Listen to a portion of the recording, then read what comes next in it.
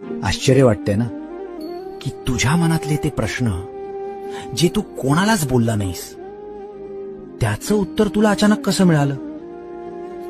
तुला वाटतंय मी तर स्वामींना काहीच सांगितलं नव्हतं, मग त्यांना कसं कळलं. अरे वेड्या, मी तर तुझ्या हृदयात बसलोय रे.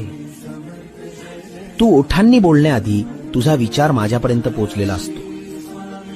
बाळा, लहान बाळाला भूक लागली की त्याला आई मला भूक लागलीये असं बोलता येत नाही, तरी आईला कळतं ना.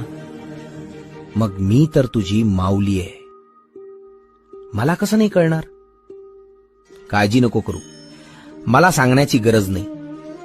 फक्त डोळे बंद कर आणि मला आठव. तुझा न पाठवलेला मेसेज सुद्धा मी वाचलाय. भिवू नकोस, मी तुझ्या पाठीशी आहे.